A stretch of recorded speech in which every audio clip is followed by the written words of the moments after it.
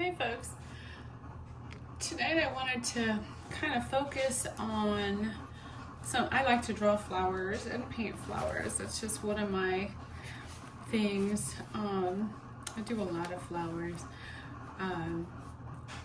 I learned how to do flower pots last spring, like those clay flower pots that always look so cool, and you just don't see very many of them anymore, but I think they're starting to make a little bit of a comeback. So the one thing that I wanted to do tonight was to teach you to do the clay pot, do shadowing, and then maybe some flowers or a bush inside the clay pot itself. So we can get started.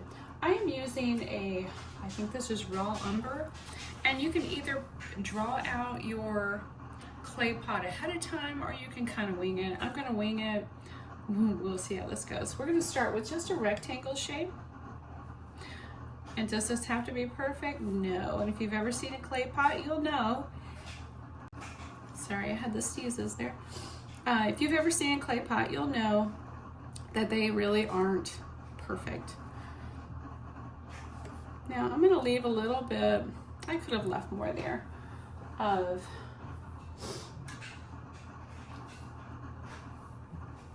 this open to the white, so it looks more like a shadow or a cast there of light. And now I'm gonna make it kind of come down in a V. We might have to play with this a little bit. I am not an artist, as in being able to draw things very well. I can draw a few things now and again. I don't know about you guys, but my allergies here in Southern Illinois have been kicking my butt. And I don't know what's blooming right now, but the last month or so has been kind of rough on me. I'm gonna go over this again, make this a little bit longer. We've got a little bit of an overhang there. Sorry, now I'm all snotty to go with it. There. And I didn't leave the color here. I should have done that at the bottom too. Which I can go back in, clean my brush off, dry it, and you can kind of pick up some of the paint that's there with a dry brush to kind of give it the same effect. I'm gonna erase that one and just go, and you get, it kind of looks like it's worn a little.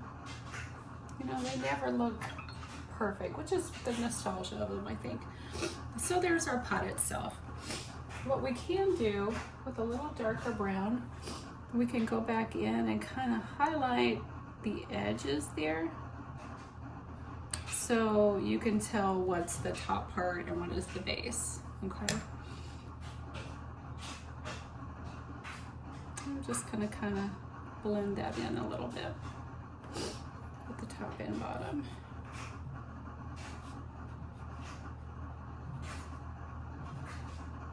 Well, now I can't really see it. So much for blending. There we go. All right, now I'm gonna dry this and we will work on the plant we're gonna put inside it. Okay, so my clay pot is dry. You can see a line there. You can see where I smeared the paint a little bit, but no worries there. We can always cover that up, or guess what? You can erase a lot in watercolor. And I think that's crazy cool. Can you be crazy cool? I do believe so. Yeah, we got rid of most of it there. This is my practice, one of my practice books. I have quite a few of those. Okay, so I was trying to think of something that you would see in a pot, like summery. And mostly I can't think of any one flower, because I love flowers in the summertime. I have a lot of bushes, I have a lot of plants. So I thought, well, maybe just a simple green bush. Now, you guys know, we've talked about this before, when you're doing watercolor, you start off with a lighter wash of whatever color you're using. So what I'm gonna do, I'm just gonna do a green ball of a plant, okay? And I'm just gonna start tapping in like a bush I'm going to tap in around the outside with this lighter green color. And I am kind of leaving that rough edge to it so it does look bushy, I guess. I'm trying to angle my brush without hitting the camera. Okay. And we're going to come all the way down to the clay pot, and the colors won't blend because it's not, the clay pot's not wet. I talk about it like it's real. And just blot in those colors, and you could go over the clay pot as well because sometimes the plants hang over, we know that. And just kind of fill in that area. And yes, it looks blotchy and messy, and that's okay. It's gonna look great though when we're done. Okay. So, and I did leave some different clear spots or white spaces, and that's simply because most plants get light through them at some point. Okay. Now, while this is still wet, we're going to decide, first we're going to decide where's our light source. Where's the light coming from? So if the light is coming from here, let's do a makeshift sun, and the sun is coming from here, this is where our shadows are going to be on this side, and the sun is going to be hitting here. Okay, and the shadows will be along this side, shadows being darker colors. All right. So I'm gonna grab, while our paint is still wet, another color that's a little bit darker of a green. Let's see.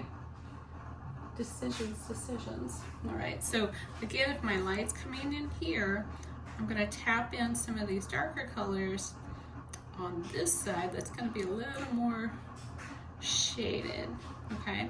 And because it's wet on wet, that color is going to bleed out, so we don't have to do like crazy a lot. Okay, leaving that one side lighter.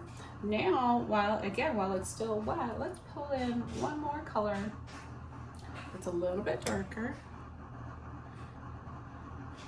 and add, just tap it here, and there. Okay, there, and we have some really good depth to our plant. The last thing we're going to work on with this video tonight is shadowing. Now, we don't just have a plant here and a pot without some kind of shadow being cast from the sky. So again, our light source is coming from here, our makeshift sun, and so our shadow is going to be on this side of the plant. Now, I have heard lots of different ways to do shadows, the colorings and that.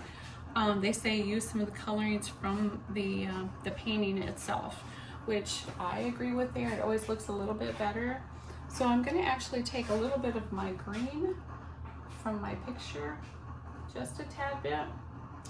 And then I'm going to mix that with a little bit of gray, because you're going to have that darkness added to it. If I can get my color right. Well, first I'm going to check. I always use a color swatch. And you can't really see much of the green in it, but I did put green in there. I'm going to add a little more green to it. See if we can see the green. Yeah, you can see the green better there. Okay, so we're going to have a little bit that way. Now, how do you make a shadow? Does it have to be exactly like the pot in the bush? No, because you're going to get, your shadow is going to be what is being cast by the bush. Okay, so what I normally do is I just grab like the bottom edge of this and I come around, kind of make a circle here, almost like there's a plate under it. Okay, and then I just kind of fill in there. And does it have to be that perfect circle? I would say no, because again, we're casting a shadow from a plant that's not perfectly round. Okay, so we might see something like that on the ground below it, if that makes sense. Okay, so that is our lesson for tonight.